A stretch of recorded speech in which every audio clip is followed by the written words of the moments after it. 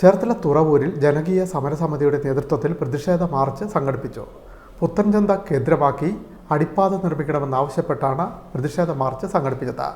ആവശ്യം അംഗീകരിക്കും വരെ സമരം തുടരുമെന്ന് മുന്നറിയിപ്പ്. തുറവൂർ പുത്തൻചന്തയിൽ ജനകീയ സമിതിയുടെ നേതൃത്വത്തിൽ പ്രതിഷേധ മാർച്ച് നടത്തി. വൻപിച്ച പ്രതിഷേധ മാർച്ചാണ് ഈ വാഹനത്തിന്റെ തൊട്ടു പിന്നാലെയായി കടന്നു വരുന്നത്. പുത്തൻചന്ത നിവാസികളുടെ തുറവൂർ പഞ്ചായത്തിനെ 2 ഭാഗങ്ങളായി തിരിക്കുന്ന തരത്തിൽ ക്രോസിംഗ് ഇല്ലാത്ത വിധമാണ് നാഷണൽ ഹൈവേ 66ന്റെ നിർമ്മാണം. ഇരുവശങ്ങളിലുമായി പ്രവർത്തിക്കുന്ന നിരവധി സ്ഥാപനങ്ങളിൽ എത്താൻ 4 കിലോമീറ്ററോളം ചുറ്റി സഞ്ചരിക്കേണ്ട ഗതികേടാണ്.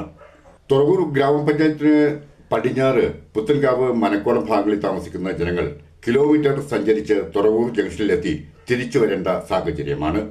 തുറവൂർ LP സ്കൂൾ, സ്വകാര്യ ITC, കൃഷിഭവൻ, റേഷൻ കടകൾ, ഇരുവശങ്ങളുമായി ഉള്ള ആരാധനാലയങ്ങൾ എല്ലാം ഒറ്റപ്പെടുന്നു. പരിഹാരമായി പുത്തൻചന്ത കേന്ദ്രീകരിച്ച് അടിപ്പാത വേണമെന്നാണ് ജനങ്ങളുടെ ആവശ്യം. അടിപ്പാത വേണമെന്ന ആവശ്യത്തിനായി തുറവൂർ ഗ്രാമപഞ്ചായത്ത് പ്രസിഡന്റിന്റെ നേതൃത്വത്തിൽ ജനകീയ സമിതിക്ക് രൂപം കൊടുത്തു.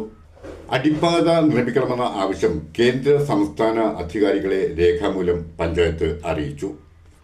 പദ്ധതി അനുവദിക്കുന്നതുവരെ സമര പരിപാടികളുമായി മുന്നോട്ട് പോകുവാനാണ് ജനകീയ സമിതിയുടെ തീരുമാനം. രംഗത്ത് തുറവൂർ ഗ്രാമപഞ്ചായത്തിലെ മുഴുവൻ ജനപ്രതിനിധികളും അതോടൊപ്പം നാനാജാതി മതസ്ഥരായിട്ടുള്ള മുഴുവൻ ആൾക്കാരും ഉണ്ടാകുമെന്നും കക്ഷി രാഷ്ട്രീയ ഭേദമന്യേ ഇത്തരത്തിലുള്ള ഒരു പൊതുവായ ആവശ്യമുന്നയിച്ചുകൊണ്ടുള്ള ഒരു ജനകീയ സമരത്തിന് തുടക്കം കുറിച്ചത്. നമ്മൾ തുടക്കം മുതൽ പല സ്ഥലത്തും നമ്മൾ ഇതിനു വേണ്ടി കയറിയിറങ്ങിയിരുന്നു. പക്ഷേ എന്നിരുന്നാൽ നമ്മളെയൊക്കെ കബളിപ്പിച്ചുകൊണ്ടാണ് ഈ ഒരു പ്രവർത്തനം നടത്തിയത്. വികസനത്തിന് നമ്മൾ എതിരല്ല, ഉറക്കെ പ്രഖ്യാപിക്കുകയാണ് ഈ അവസരത്തിൽ. വികസനത്തിന് ഒരു കാരണവശാലും വികസനത്തിന് നമ്മൾ ജനകീയ സമിതിയുടെ നേതൃത്വത്തിൽ 100 കണക്കിന് നാട്ടുകാർ പങ്കെടുത്ത പ്രതിഷേധ മാർച്ച് തുറവൂരിലെത്തി യോഗം ചേർന്നു. ജില്ലാ പഞ്ചായത്ത് അംഗം അനന്തു രമേശ് അധ്യക്ഷത വഹിച്ച യോഗം തുറവൂർ പഞ്ചായത്ത് പ്രസിഡന്റ് മോളി രാജേന്ദ്രൻ ഉദ്ഘാടനം ചെയ്തു. മനുഷ്യന്റെയും ജീവിതവുമായി ബന്ധപ്പെട്ട് നിൽക്കുന്ന ഈ സമരം അത് ജീവിക്കുവാൻ വേണ്ടിയിട്ടുള്ള വലിയ സമരമായി തന്നെയാണ് നാം ഓരോരുത്തരും കാണുന്നത്. അതിന്റെ ഭാഗമായിട്ടാണ് തുറവൂർ ഗ്രാമപഞ്ചായത്ത് ഇന്നലെ പ്രത്യേകമായി അജണ്ട ചേരുകയും അജണ്ടയിൽ നമ്മൾ ഐകകണ്ഠേന തീരുമാനിച്ചുകൊണ്ട് ഹൈക്കോടതിയിൽ തന്നെ കേസ് ഫയൽ ചെയ്യുവാൻ, ഇനി അതിക്കും മേലെയാണെങ്കിൽ അത് അങ്ങനെ ചെയ്യുവാനായിട്ടാണ് ഞങ്ങൾ പഞ്ചായത്ത് കമ്മിറ്റി ഐകകണ്ഠേന തീരുമാനിച്ചു.